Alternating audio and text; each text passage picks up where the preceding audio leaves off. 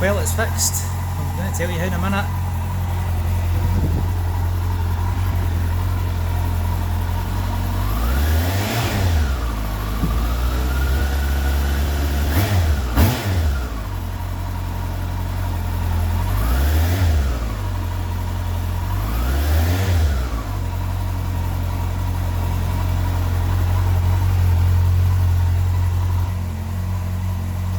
Okay, so the problem was a lesson to be learned actually.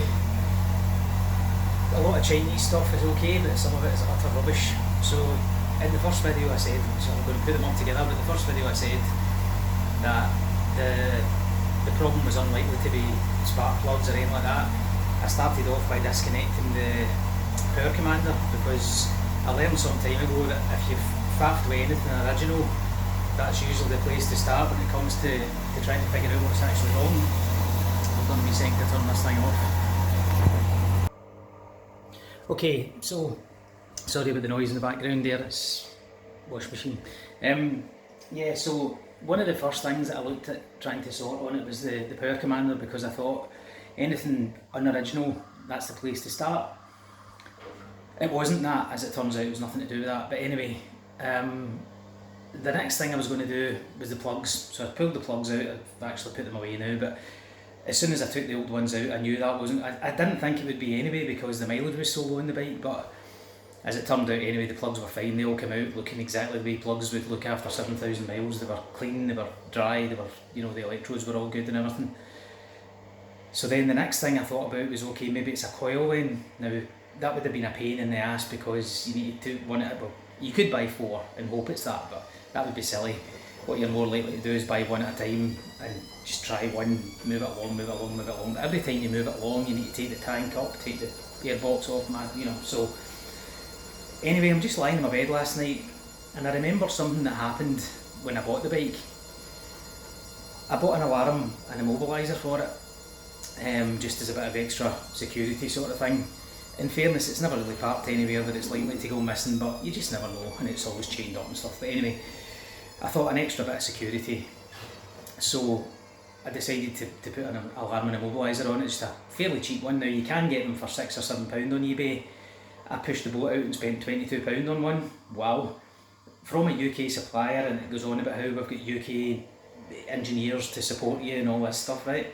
I'm not going to name names, but you'll see when you look on eBay what there is, you know, in this particular one's a UK supplied thing, but it's obviously still made in China or Malaysia or wherever it's made.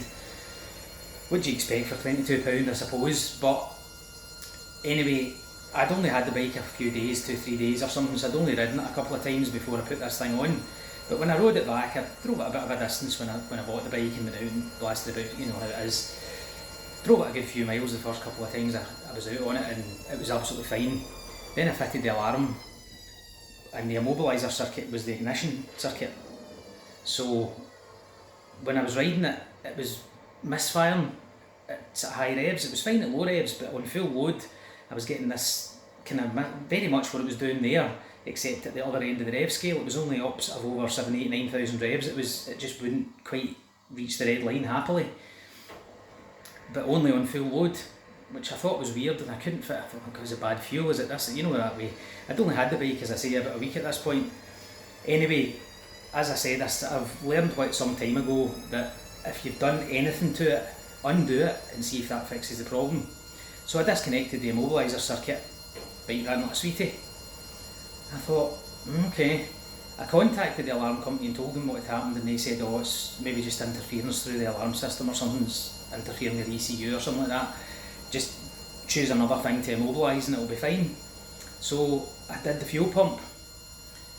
Now, to be fair, the bike's ran absolutely fine for the last, I don't know how many months. It was okay. This misfire thing only started in September. So I thought, this is a bit strange. Anyway, it just came into my head last night. I thought, I wonder if this is something to do with the fuel pump.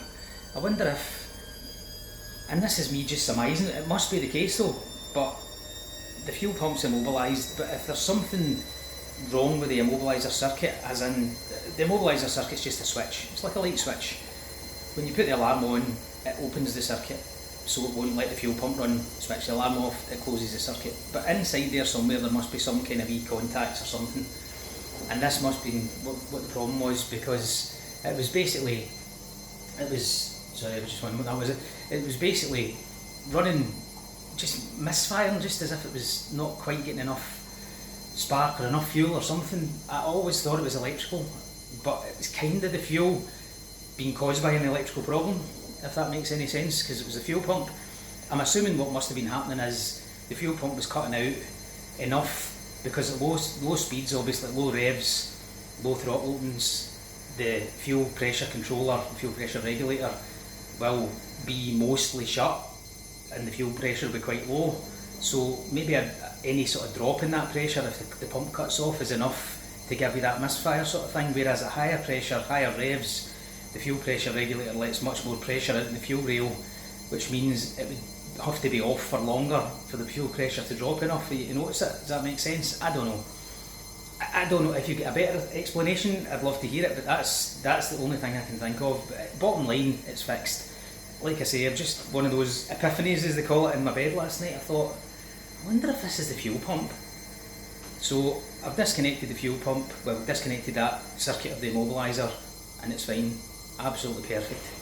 So there you go. So I'm sorry in a way, because I was hoping to be able to say, if you've got an R1 of this age and you've got this problem, it's the such and such, try this, try that, whatever. As it turns out, it's nothing to do with Yamaha at all, it's nothing to do with the bike at all.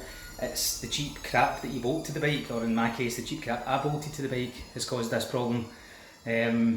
So I guess the lesson is, buy a data tool or buy a Acumen or whatever good brand of immobiliser you want to buy, because the cheap ones don't obviously agree with the R1's electronics in some way.